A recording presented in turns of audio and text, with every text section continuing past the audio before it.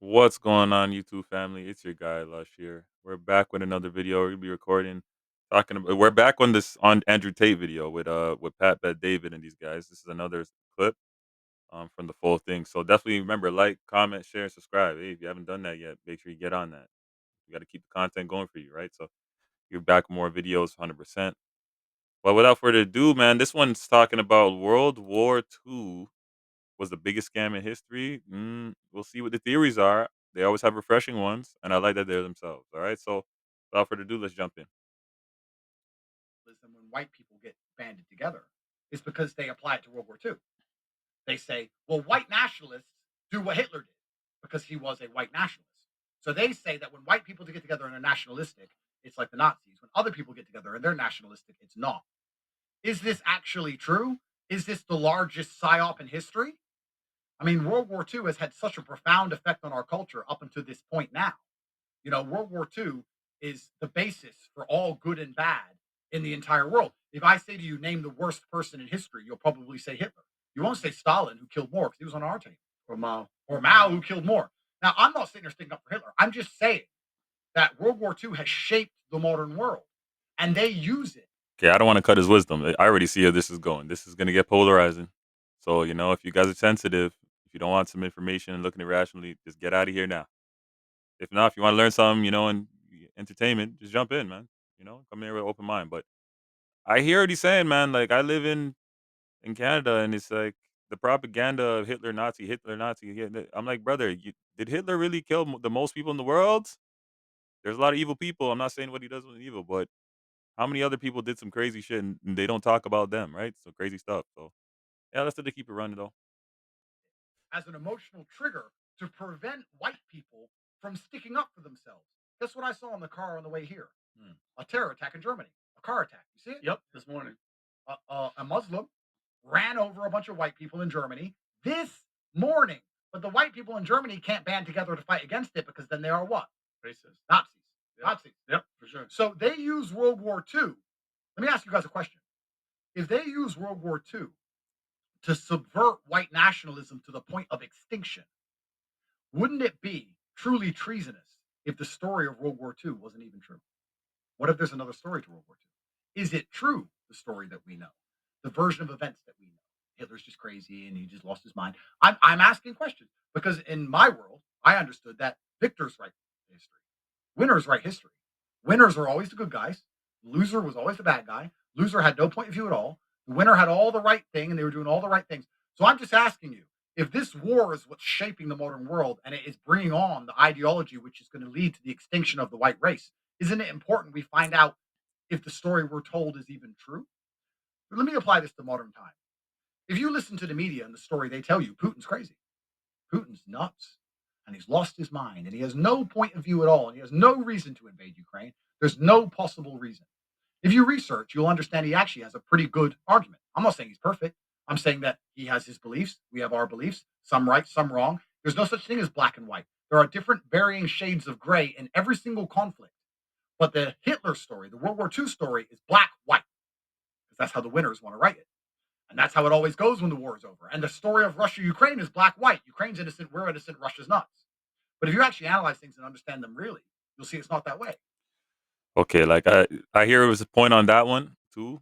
But like I don't know. I just think Ukraine's getting used, in my opinion, by how the US was doing stuff and the NATO and all this. Like they knew if they were gonna put Ukraine in a position, Putin was gonna get upset because the border is right there, right? So they already did it with other countries, and Putin was already getting upset. Like I was watching some videos on it the other day, and people put like the history together, and it's like these guys have been getting closer to the border of Russia for years, right? So do I think I knew he was gonna do something, man. Like, right? So eventually you're gonna have your tolerance and you have a country and you have your borders to protect. So it's just like if the US is the same way, like it could be vice versa. So I don't know. I just think he's right about that. We don't really know the real story about Germany, and they make it seem like all the Germans were Nazis. Like we definitely know there's people in the country that don't agree with Nazi stuff that were German at the time. Like, but they try to make it seem like the whole country band behind it and they were ready to go.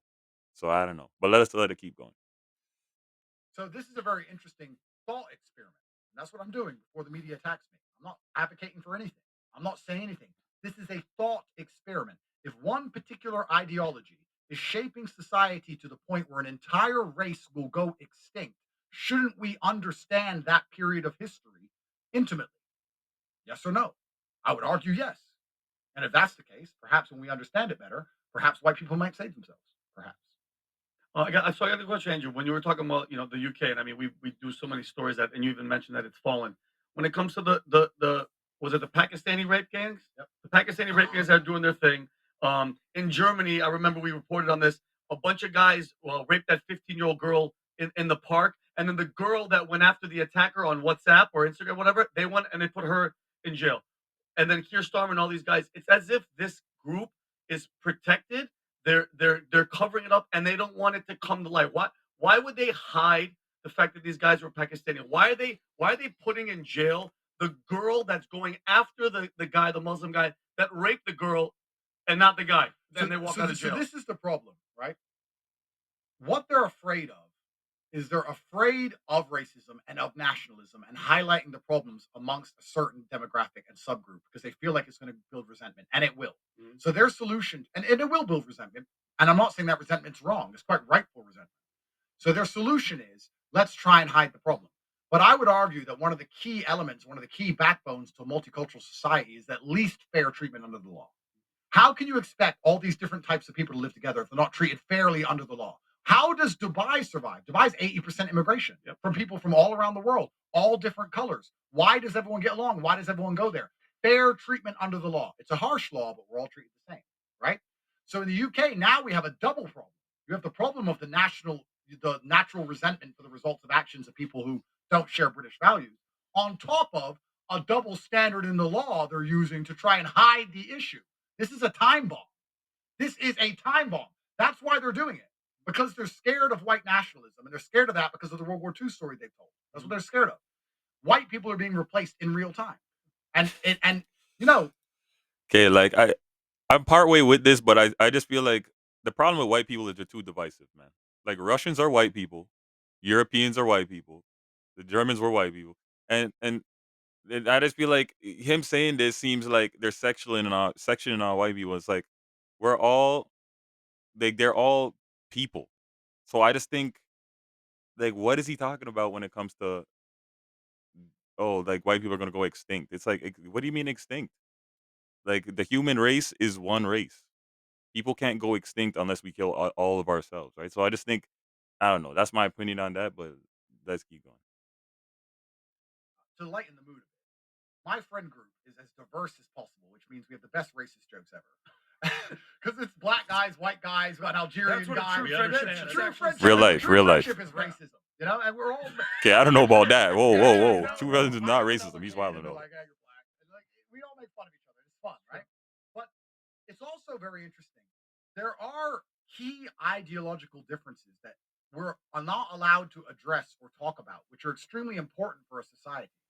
Like the average white family, I would argue, has a different approach towards their financial stability and their emotional investment towards children than third worlders. I would argue that point. You can call me racist, you can attack me all you want. Third worlders will have kids and just have kids. They won't sit and go, can I afford this kid? Can I put this kid through private school? Do I have a college fund? Is it responsible to have a kid now? If you just grab third worlders from anywhere, doesn't matter if they're black, brown, white, wherever, you get third worlders from anywhere, they just have kids. So when you let them into a country, you have to be prepared for them to have more children than the native population. It would be responsible for a leader of any nation to sit down and say, no matter how many of them we let in, they will outbreed the natives. This is a math calculation that should be done if you're a responsible leader for a country. Am I right? But they refuse to do it. They refuse to even acknowledge it. Not wrong about So that. you let in 10% of third worlders, it's 10% for a while, but it's not for long. This is a decision you have to make, something you have to consider. It's something Europe refuses to even address. And they've let in a lot more than 10%, and more arrive every day. I think 1,200 people arrived yesterday on boats in England. I saw on Twitter. So it's nonstop. The only possible end result is the absolute replacement of the native population, which then begs the question, is a country a place on a map and a name, or is a country the people who live in it?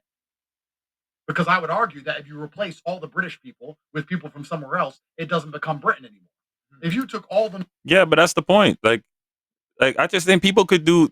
Everyone's smart, man. It's like people could do the same jobs, right? So it's like if you're importing people or doing immigration for people to come to the country, then you're doing that with the intent for them to be able to assimilate to the country and work together with what you got going on. So I just think the problem is we're here thinking like, oh, they got to come here and like they got to live how we want them to live. It's like no, we got to make things even to a certain extent so that they can like elevate. Like like public schools should be the education should be good enough that you can elevate and then you can work and become an engineer or you could become a doctor, you become a scientist or whatever you want to do, right?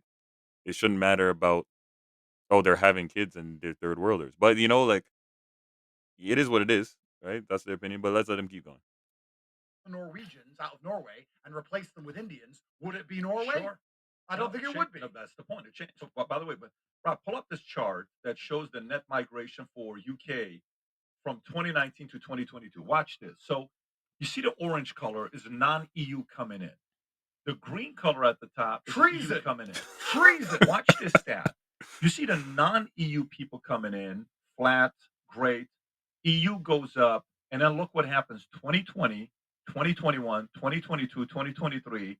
The amount of people coming in every year from non-EU. So they're letting anybody else come in. Now, have you ever seen Dominik Tarczynski from Poland? Yes. He's being interviewed and he's being asked about why Poland has the lowest rape, lowest crime, lowest unemployment. And here's his answer, Rob. Can you play this clip? How many refugees has Poland taken? No, one. Zero. And you're proud of that?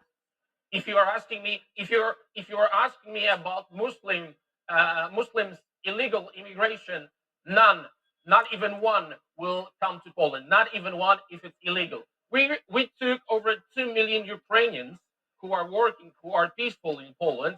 We will not receive even one Muslim because this is what we promised. But I asked This not quota about system illegal failed. immigrants. I asked about refugees. And Jean-Claude Juncker, the Commission President, says that you're racist. You sound proud of the fact that you haven't taken any refugees. Of course, because this is what our people expecting from our government. That's number one. This is why our government was elected. But this is why Poland is so safe. This is the reason why we had not even one terrorist attack.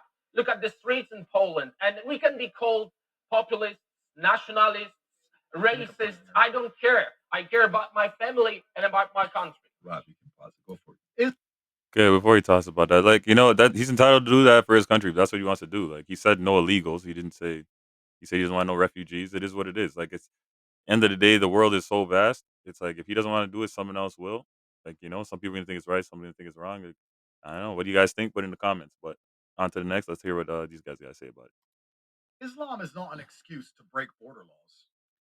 I don't know why some Muslims seem to believe it is. That's why Islam has such a terrible name. You can't say I'm a Muslim, so let me in. I don't have to obey border laws. I don't think that Islam is an excuse to disobey the laws of a country. I don't think it's an excuse to disobey border laws because it's not an excuse to disobey the border laws in Dubai or Qatar or Bahrain or all these other Islamic nations. You think you can rock up to the border of an Islamic nation and say, "Well, I'm Muslim, so just let me in. I ain't got a passport." I don't think so. I would argue that some of the strictest border controls ever are in that region, which is why they have such a problem trying to relocate refugees and these kind of things. So it's really insane that the white Christian liberal will argue that Muslim refugees have an instant pass to their Christian countries when they don't have an instant pass to Islamic countries. It doesn't matter what their religion is. Countries need a border. And my Islamic faith, I don't feel counteracts my rationality in understanding that countries need a border. In fact, if you don't have a border, you don't even have a country. It's the prerequisite to a country. If you can't draw a border of that country, it doesn't exist. So Europe is currently imploding. And when I say imploding, I mean imploding in basically every single metric. Crime's going up, wages are going down, energy prices are through the moon, manufacturing's going down. It's imploding. Why is it imploding? Well, it's imploding because it's being run by psychopaths. It's either being run by psychopaths or extremely ignorant individuals who are intent on only finding money to send to Ukraine for a losing war on repeat and shutting up anyone who wants to tell the truth about the things that are happening there. And then you have this sectarianism. You have all of this gender ideology and this identity politics, which is tearing the fabric of society apart. Because when a Muslim will do something disgusting and heinous, like be involved in a grooming gang, instead of being disavowed by other Muslims, all the other Muslims seem to start screaming about Islamophobia. And then you wonder why the average white Christian has a problem with Islam. I'm the absolute opposite. If I believe, yes, I am a Muslim, yes, but if you're in a grooming gang, I think you deserve the punishment, the full punishment of the law. In fact, I would wish you to get caught in an Islamic country and see what actual punishment is. I think it's disgusting. Yeah, it's like he's talking about like extreme. I just think a lot of the time, a lot of the extremes are put out in society, right? They go extremism all the time, and then they show the extreme versions of everything, right? Whether it be the Muslims are doing this, and it's like not all Muslim people, like they're not all trying to blow things up and do all this extra stuff, right? There's a lot of peaceful people who are Muslims, so it's just like there's Christians out there that are freaking psychopaths, right? Like that's what he's saying, but it's like not everybody's on that type of time. Like some people actually just go to church, read the book, and just try to be closer to God. So I don't know. I just think we gotta be careful with trying to get caught up with too much of when the propaganda is getting pushed on us, and that's my opinion on it. But let's let him keep going. And I completely understand. Also, this is another thing about rationality that people lack, right? No one would describe me as empathetic, even though I would like to think I am, but nobody would describe me as empathetic. But I completely understand, as a white Christian in the UK, why you would feel threatened by Islam. I understand it. And when Muslims go, you don't have any reason to fear us. Well, he's in a grooming gang, you rape kids. Yo, you're racist. Like, how can you not understand the concerns of these people? And why aren't you doing anything to address those concerns? If you're a guest in someone's nation, shouldn't you try and address their concerns? When BLM was big, I was having an argument with a member of my family. I have the black side of the family, the white side of my family. And I was arguing with one of my aunts. And BLM was going crazy and everything was burning down. And she was saying that black people are not scared, they're not safe to be stopped by police. And she bought into the narrative fully. And I said, if that's the case, I would argue that holding large protests and burning things down is going to make it worse. Why don't you hold large rallies saying, we're Americans, we respect the law, we're citizens, and promote a culture of obedience to the law amongst Native African Americans? Wouldn't that fix the issue? I'm not saying that it's I don't know, man. I don't know about that. Martin Luther King went out, right? They tried that, like, so I don't know. Like, I just think he partway right. Like, I don't think they should have been burning things down, doing the vandalism. It's crazy, right? Looting stuff, but I just think, the only way things are gonna change is if we actually want them to change, and it can't just be, like, marching and stuff. I think they gotta do stuff behind the scenes, or they gotta do things and put laws in place, or, like, do things to make police not wanna do that type of stuff, right? Well, granted, the guy did get 25 to life, I think, and for, doing that, right? So, yeah. So I think that's a start, right? And they gotta keep going forward, but let's let them keep going. fair. She said, why should we have to do that? Life's not fair. I'm not saying you should have to do that. I'm saying, wouldn't it fix the issue if you promote obeying law enforcement as opposed to promoting burning everything down and disobeying law enforcement? Like, there's this weird idea people have of why should I have to? That's not fair. Why should Muslims have to reassure? Why should black people have to do that? Yeah, there's lots of why should we? Why should I have to pay for a date? That's life. But don't we want problems? Don't we want solutions here? Or are we going to sit down and say, it doesn't matter about the solution. Let's let the problem get worse because we shouldn't have to try. I think that's the biggest problem with a lot of the things we have in the world today. I would argue that the Muslims inside of the UK, if they had respect for the country they were in, if they had respect for the native population and for Christianity, should be doing a pretty good job or should be trying to make it clear that they are not a threat. Instead, they walk around and try their very best to scare everyone all the time. And then they wonder why Islamophobia exists. And as a Muslim, I will say that because it's obvious. It's obvious. But when I say that, they turn on me and they attack me. But it doesn't matter what they say. It matters what God says. Tate, just curious. You probably very qualified. Probably one of the few people in the world qualified to do this because it's not a big number. If you look at how many people in the U.S. convert, Rob, can you go say how many people convert from Christian to Muslim in America? It's not a big number. And if you look at how many women left, more women than men, I think the number is such a small. There you go. Roughly 30,000 people a year convert to Islam in U.S. The difference is they have a lot of kids and they have big families, so that's their strategy. Majority of that 30,000 are women. But you, as a man, an anomaly, you go from Christian to being a Muslim. So I know what it is to be a Christian. I know what it is to be a Syrian Armenian. I know what it is to be an immigrant. I know what it is to be certain things, and I witness it. Right? When you were a Christian, what attacks or goods did you see that you're like, man, I never had that? Because I remember when we spoke when we were in Romania, you said, like, when I was at church, Muslims send me letters, Christians didn't send me letters. I remember that Yeah. conversation that happened. Now that you're a Muslim, what is the biggest difference of treatment, and does it kind of make you sit there and say, "Man, I understand why the Bible teaches tolerance for certain things Yeah, versus I that." understand the question. What is the I understand the difference? question, but tolerance is a double-edged I sword, agree. right? Because it's tolerance that's allowed Christianity and the church to end up mocked universally across the planet and to not defend their lands. And the Christian thing to do is to sit there and allow your life and your race and your country to be destroyed because it's the Christian thing to do. So tolerance is a double-edged sword. I was an atheist for a long time, and then I became a Christian. I reverted to Christianity instantly because I believed in God, and I was born in a Christian nation. Then I decided to do some research on the different religions, and I found Sure. affinity with Islam. Right. But my affinity with Islam is between me and God. Me trying to please every Muslim on the planet is never going to happen because I'm never going to be able to make them happy. And there's always some of them who are unhappy with me, and there is a contingent of Muslims who like what I say, and there's some that don't like what I say, and that's fine. I'm not here to try and appease them. I'm here to be honest to myself and be honest to my religion and honest to my faith, and also be a rational actor and a rational human. And I a lot of my views Muslims don't agree with because they throw their rationality away in light of group identity politics. And lots of people do this. It's not just a religious thing. We just talked about how black people did it with George Floyd and BLM. It's identity politics. They don't think rationally. They don't think sensibly. I try and prevent that happening. So a lot of the problems in the UK, yes, you can attribute some of them to Islam, but truthfully, you could attribute most of them to just simply third world individuals arriving of all different, whether they're pagan, it doesn't matter, voodoo, Last it question. doesn't matter, and third world individuals arriving and them having no plan to integrate these people into society. That's the problem with Europe as a whole. Tate, would you, if one day in the future you're living, you're evolving, you're a guy that's evolving, you got core convictions, but you're evolving. One day gets to a point where you're like, this is not change. It's going to get worse and worse and worse, nastier on you. Do you ever fear if you ever say, you know what, I'm going to be a Christian again? Do you ever fear what would happen to you if you ever left the religion of Islam? No, I don't. But I'm sure that would be a problem for them. I mean, I'm sure I can imagine people getting angry if I did that. You don't fear it if it. No. If that's how I feel, then that's what I would say. Nowadays, more than ever, the Yeah, but that's the interview on that. Like, I definitely don't agree with everything he says. That's the point. Like, that's the thing about life is everybody's different, and you got to come to the table and see what's going on, right? But yeah, it was an interesting interview. I think I'm gonna watch more of it, watch another one, and see what's up, and I'll probably react to that, put it out.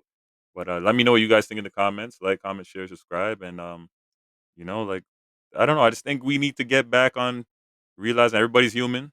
We need to stop trying to section off everybody to a different spot and try to integrate people together and see the differences. Make us. The differences aren't bad because then you have skills that someone else doesn't have, and they have skills you don't have. So it's like we got to work together. But like I said, like, comment, share, subscribe, and hit me up back with more videos. Peace.